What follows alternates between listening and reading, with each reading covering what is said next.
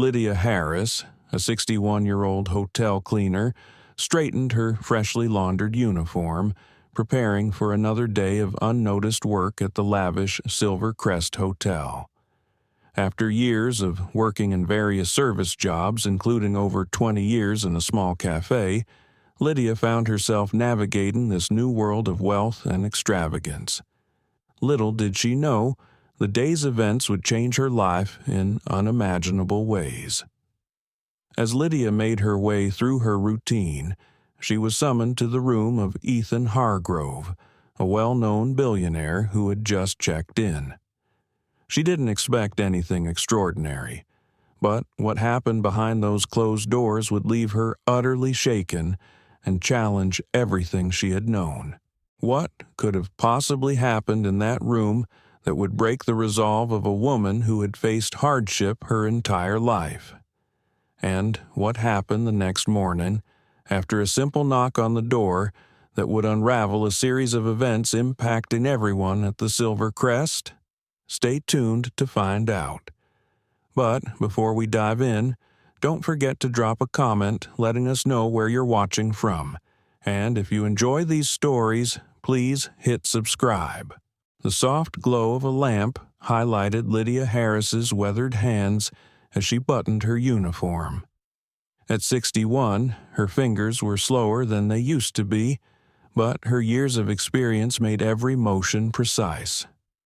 She smoothed her uniform and glanced in the mirror, seeing the reflection of a woman who had carried herself with grace despite life's challenges. Her small apartment was modest but meticulously organized, reflecting the same care she brought to her work. As she gathered her things for another day, her eyes fell on an old photograph, a much younger Lydia standing proudly in front of the cafe where she had worked for 2 decades. Those jobs were now part of her past, but they had shaped who she was. Retirement wasn't an option. She couldn't afford it. The early morning air bit at her skin as she stepped out, walking through the quiet streets to catch the bus. The ride to the Silver Crest Hotel felt like a journey between worlds. The more affluent the neighborhood became, the more out of place Lydia felt, though it was a sensation she had long grown used to. The hotel's gleaming facade towered before her, a symbol of luxury and privilege. Lydia took a deep breath, bracing herself for another day of being unseen. She slipped through the staff entrance, exchanging quick greetings with other workers. The splendor of the hotel lobby always overwhelmed her, its lavish decor a stark contrast to her simple lifestyle. Lydia navigated through the back corridors, watching as the hotel staff busied themselves with their morning routines. In the kitchen, chefs barked orders as the clatter of dishes echoed through the halls. Bellhops moved swiftly through the lobby, their smart uniforms blurring with their quick movements. And then there were the other maids, some younger, others around Lydia's age, all focused on their work, pushing carts filled with linens and cleaning supplies. She reached the supply room and began stocking her cart with the essentials. Every item had its place, providing her with a sense of control in a life where she often felt powerless. Lydia, like many of her colleagues, knew her role well, to remain unnoticed and never speak out of turn. As Lydia prepared for the day ahead, she overheard snippets of conversation from the other staff. "Did you hear? Some big-time billionaire checked in today," a young maid whispered. "Great," another replied sarcastically. "Another rich guy who thinks the world revolves around him." Lydia, as usual, kept her head down, saying nothing. She had learned long ago that speaking up only brought trouble in places like this. Pushing her cart down the hallway, she felt the plush carpet quiet beneath her feet, as though even the floor was designed to silence people like her. But today would be different. Today, silence would not protect her. Lydia couldn't shake a feeling of unease as she pushed her cart down the quiet, plush-carpeted hallways of the Silver Crest Hotel. there was something different about today, a charged energy she couldn't quite define. The first hours of her shift passed in a blur, routine tasks filling the time. She moved from room to room, methodically cleaning each space. Linens were changed with precision, surfaces polished until they gleamed, and bathrooms scrubbed until spotless. Every trace of the previous guests was wiped away, ready for the next who would likely never even notice her work. As she worked, Lydia's mind wandered back through the decades of her life. Years spent in service roles had shaped her, not just in the calluses on her hands, but in the way she carried herself. Her posture, slightly hunched, was a physical reminder of years spent stepping aside, blending into the background. There had once been dreams of recognition for her hard work, of a life where she could hold her head high. But those dreams had long since faded, replaced by the quiet hope of simply getting through another day, another week, another year. The loneliness that had become her constant companion wrapped around her like a familiar cloak. In a world of luxury and wealth, Lydia felt more invisible than ever. Guests walked past her without a glance, treating her like part of the decor. Her colleagues were kind enough but preoccupied with their own struggles, leaving little room for deeper connections. As the morning wore on, Lydia found herself on the hotel's exclusive top floor, where only the wealthiest of guests stayed. The air here seemed heavier with privilege, the carpet thicker, the wallpaper more extravagant. She paused, leaning on her cart, the weight of her years pressing down on her. For just a brief moment, she allowed herself a rare indulgence, closing her eyes and imagining what it would feel like to be one of the guests. What would it be like to walk with confidence, to be seen, to matter? But the moment was fleeting, quickly shattered by the sharp ring of a nearby phone.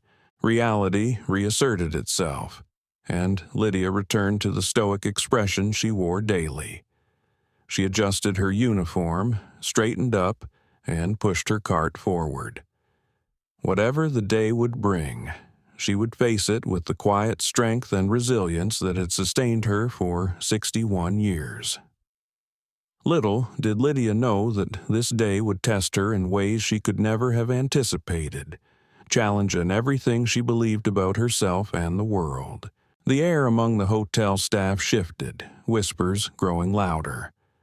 Lydia, busy polishing the brass fixtures in the hallway, noticed the tension before she saw the reason for it. The elevator at the end of the corridor dinged open, and out stepped a man whose very presence commanded attention.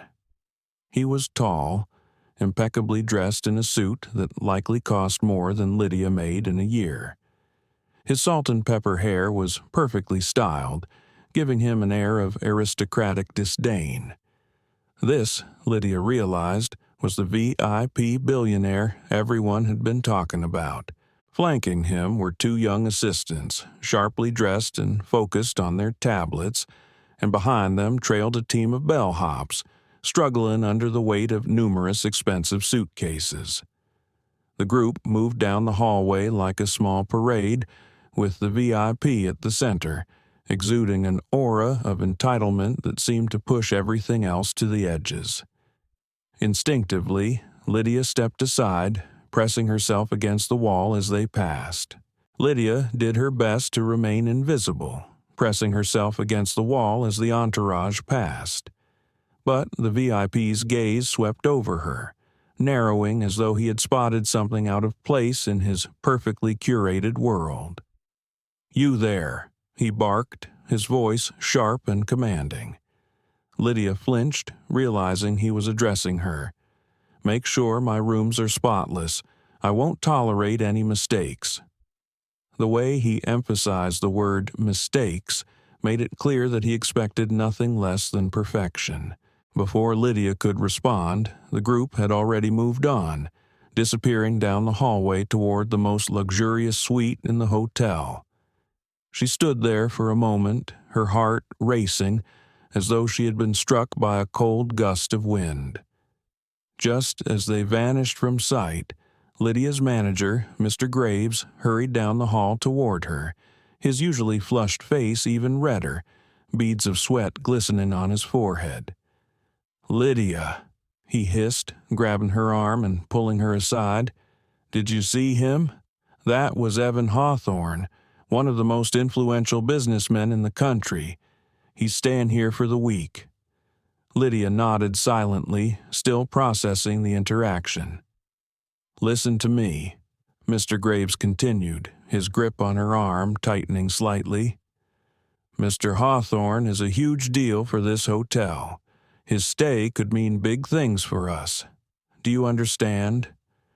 Lydia nodded again, her anxiety mounting.